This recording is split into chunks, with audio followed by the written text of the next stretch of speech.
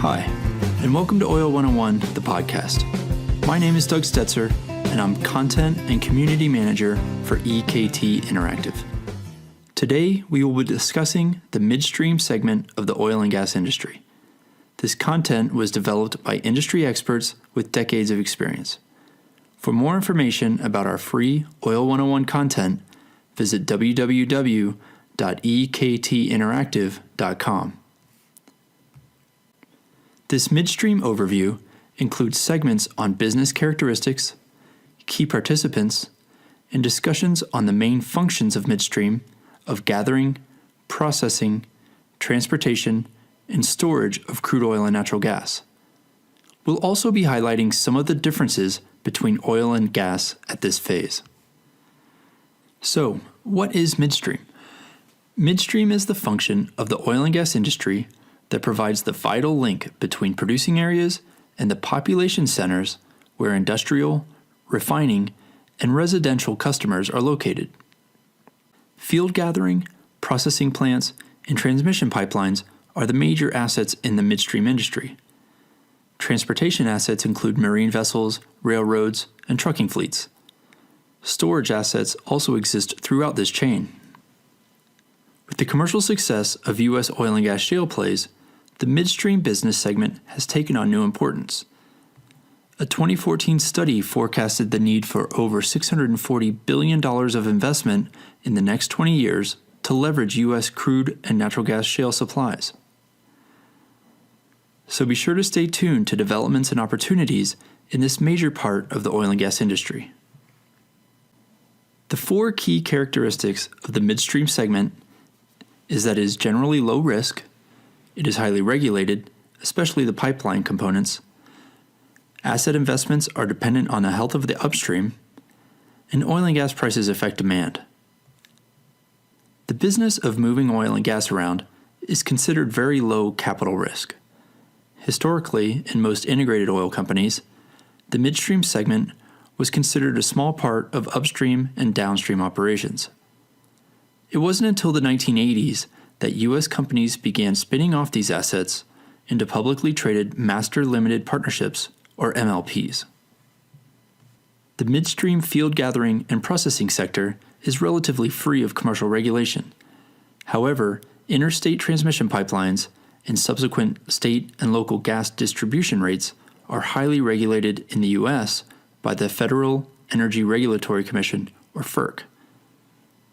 Midstream investment can become highly politicized and even subject to executive decision in the U.S. if the proposed infrastructure crosses an international border. This has been seen in the recent national debate on the Keystone XL segment that crosses between the U.S. and Canada. Midstream is literally stuck in the middle. It depends on both healthy upstream supply and strong consumer demand.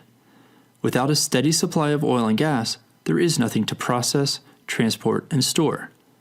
On the other hand, without demand from downstream commercial, industrial, and retail consumers, the need to bring these supplies to market is diminished. This podcast episode is brought to you by EKT Interactive's Oil 101, a free introduction to oil and gas.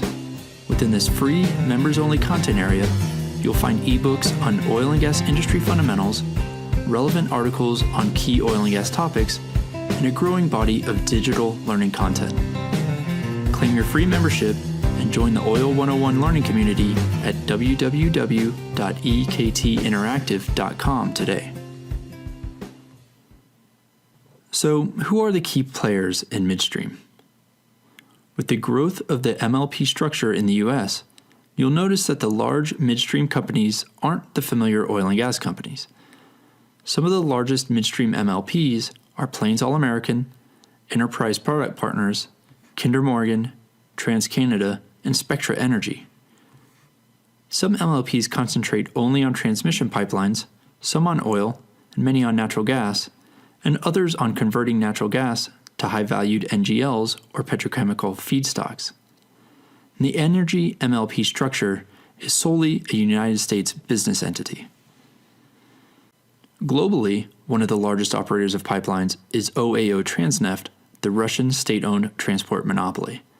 And there's a good list of other major pipeline operators throughout Europe, Asia, and Africa in Wikipedia. We'll be sure to put the link in the program notes.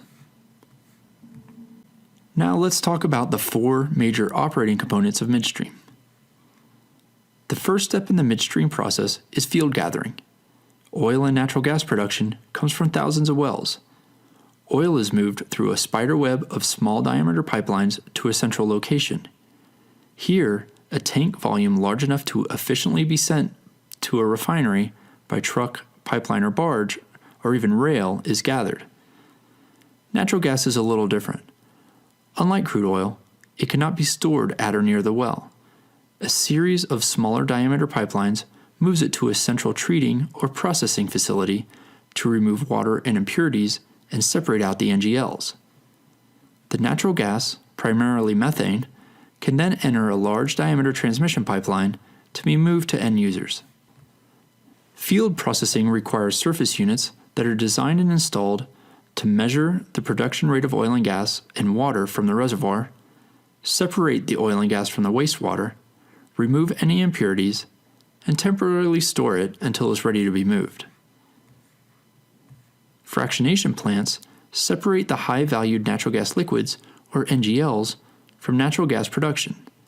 These NGLs are used as blend components in refineries and as feedstock in the manufacture of petrochemicals.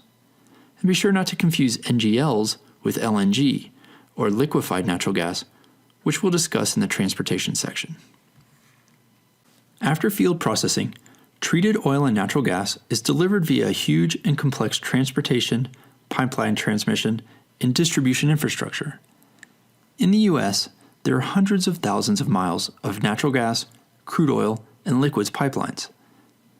Natural gas, which flows at a much higher pressure than crude oil, is most often transported in large diameter inter- and intrastate regulated pipelines. LNG is natural gas that has been converted to a liquid for easier transport and storage. This occurs when the gas is cooled to approximately minus 162 degrees Celsius or minus 260 degrees Fahrenheit. Large LNG vessels are used to transport natural gas for international shipments. To transport crude oil, pipelines are also the safest and most efficient shipment method. However, truck and rail are more flexible in terms of timing and being able to ship to alternative and multiple destinations. Today, in the U.S., the importance of rail cannot be underestimated. Most U.S. shale oil plays do not have access to the existing pipelines. For example, there is very little infrastructure in oil plays such as the Bakken in North Dakota.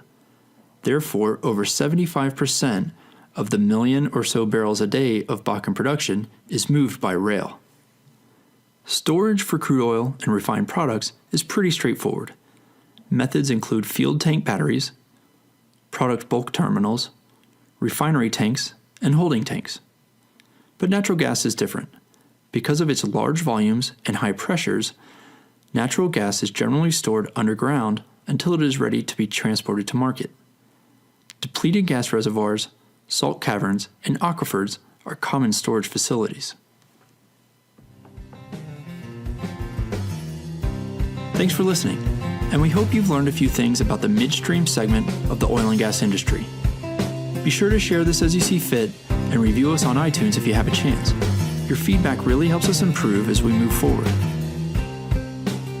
If you want more information about our Oil 101 Microbes to Markets content, go to www.ektinteractive.com and register to access our free content library.